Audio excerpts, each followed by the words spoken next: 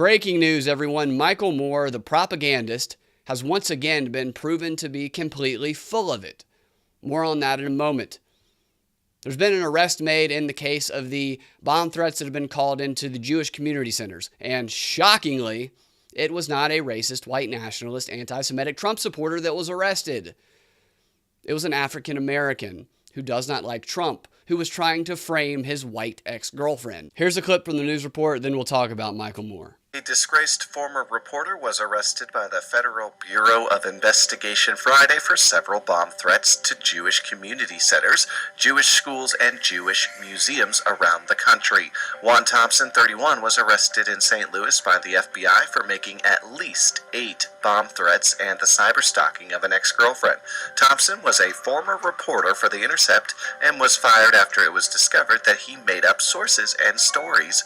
The president condemned the threats during the address to Congress, but he reportedly said earlier that day, sometimes it's the reverse, to make people or to make others look bad. Thompson's Twitter account, which is referenced in the criminal complaint, espouses communist and anti-Trump beliefs. Several tweets from the Twitter account are mentioned in the criminal complaint. So it turns out that there was something to what Trump was saying.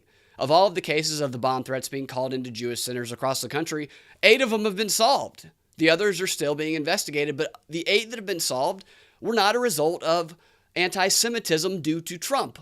They were the result of somebody trying to make someone else look bad.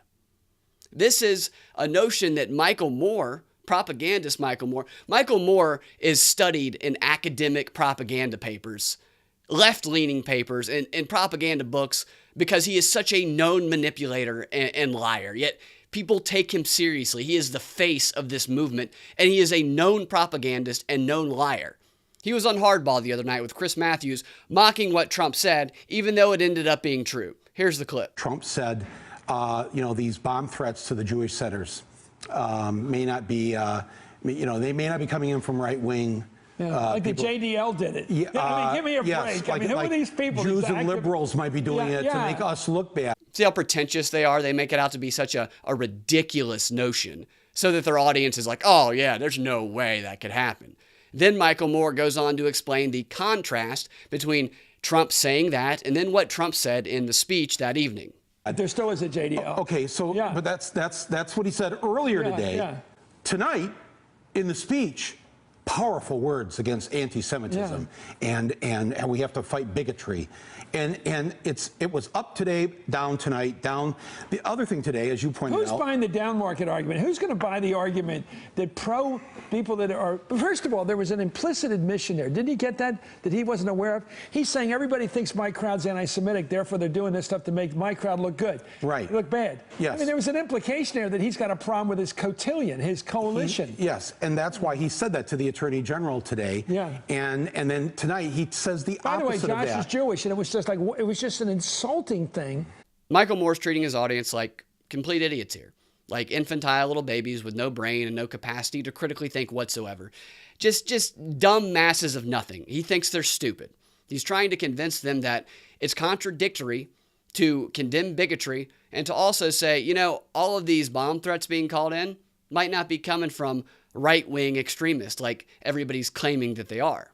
This is in no way a contradiction, because you can condemn the actual acts of bigotry that come from anti-Semites who call in bomb threats to Jewish centers, while also pointing out that history has proven time and again that people on either side of the aisle will commit acts that they know the media will automatically blame on their opposition that will make their opposition look bad, as is the case here. This whole thing is a part of the campaign to make their target audience believe that there is just a rise in anti-Semitic behavior, and all of it is a direct result of Donald Trump.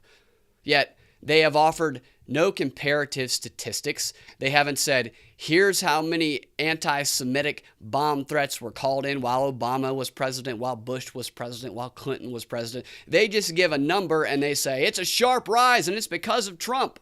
Anti-Semitic behavior existed long before Trump. Bomb threats were being called into Jewish organizations long before Trump came into office. It sucks. We need to end it, but it's not a product of him coming into office. The media is going to say that it's happening at an increased rate, even though they're not giving comparative statistics. And it might even seem like it is, but it seems like it is because they put it in the news all the time, whether or not it's actually true or not.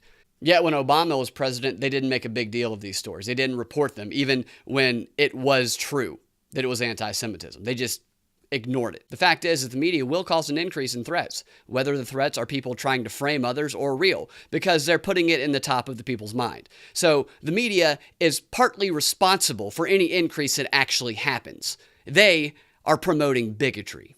Outlets like CNN and the Washington Post are reporting this as a case of copycat bomb threats.